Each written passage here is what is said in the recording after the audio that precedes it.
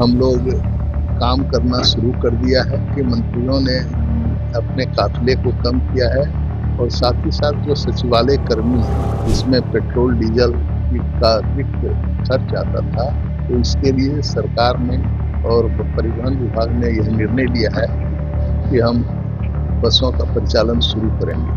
सैकड़ों लीटर जो सचिवालय कर्मी तेल, पेट्रोल, डीजल आदि खर्च करते हैं, उसमें बचत होगा और यह एक प्रयास। जब ईंधन का बचत होगा तो जेब पर भी कम असर पड़ेगा। जो डीजल पेट्रोल खरीदने में जो राशि अतिरिक्त लगती है, उसमें भी बचत होगा, कारण कि बसों का तो किराया बहुत कम होता है। प्रधानमंत्री की ईंधन खपत कम करने को लेकर अब कहीं न कहीं बिहार में भी असर दिख रहा है। हमारे साथ बात करने के लिए बिहार के परिवहन मंत्री दामोदर राउत जी हैं। सर, जिस तरह से प्रधानमंत्री ने आह्वान किया है लोगों से कि ईंधन की खपत कम की जाए, जहाँ तक हो सार्वजनिक वाहन का उपयोग करें, और इसी कड़ी में कह सकते हैं कि आप लोगों के द्वारा भी अब सचिवालय कर्मियों के लिए बसें चलाई जा रही हैं। देखिए, माननीय प्रधानमंत्री और माननीय मुख्यमंत्री जी के निर्देश के आलोक में उनके घोषणाओं के आलोक में हम लोग काम करना शुरू कर दिया है। आपको पता होगा कि मंत्रियों ने अपने काफिले को कम किया है और साथ ही साथ जो सचिवालय कर्मी हैं, उनके लिए हम लोगों ने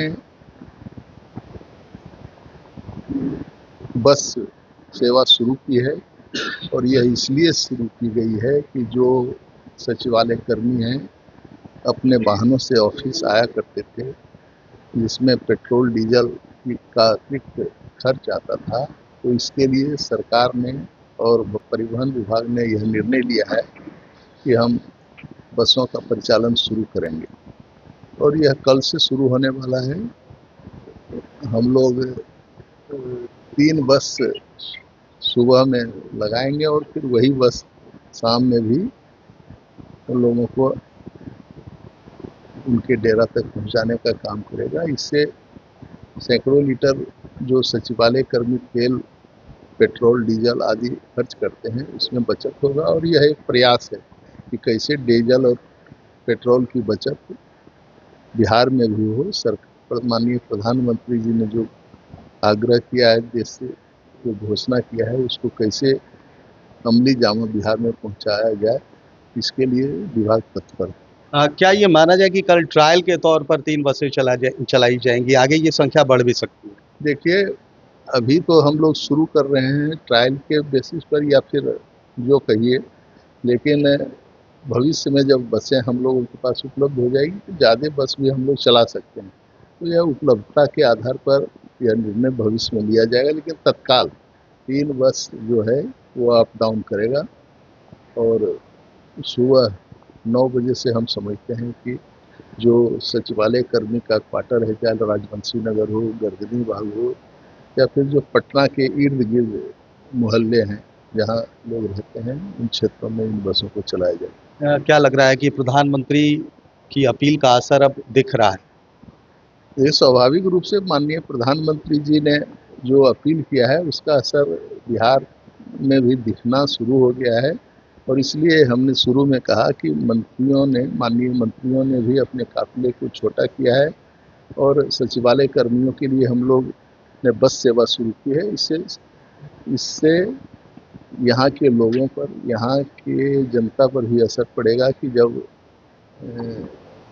माननीय मंत्रीगण और सचिवालय कर्मियों ने तेल या पेट्रोल डीजल का बचत प्रारंभ किया है, तो स्वाभाविक रूप से जनता भी चाहेगी कि हम लोग भी इस तरह का काम करें जिससे पेट्रोल डीजल का बचत हो और जो संकट हम लोगों के सामने है उसको कैसे दूर किया जाए। मतलब दोहरी बचत होगी, एक तरफ जहां ईंधन भी बचत होगा, जेब भी मतलब कम। हाँ, स्वाभाविक है, जब ईंधन का बचत होगा तो जेब पर भी कम असर पड़ेगा। जो डीजल पेट्रोल खरीदने में जो राशि अतिरिक्त लगती है, उसमें भी बचत होगा, कारण कि बसों का तो किराया बहुत कम होता है और उससे सचिवालय कर्मियों को भी फायदा होगा। और जो सरकारी बसें हम लोग 10,1078 बस पूरे बिहार में चला रहे हैं, और 149 बस और चलाने की बात है। तो जो 1078 बस चल रहे हैं पूरे बिहार में, उसमें ये सार्वजनिक परिवहन क्षेत्र में, तो उसका लाभ जनता ले रही है, तो इसका असर तो है। तो ये थे परिवहन मंत्री दामोदर राउत, जिन्होंने साफ तौर पर कहा है कि कहीं न कहीं प्रधानमंत्री की अपील के बाद विभाग ने संज्ञान लिया है और सचिवालय कर्मियों के लिए 3 बसों का परिचालन शुरू किया है। अब देखना ये है कि बसों के परिचालन के बाद कितना फ़ायदा होता है और जेबों पर इसका कितना असर होता है। कैमरा पर्सन गोलू के साथ सुधीर रमन, NBC 24 पटना।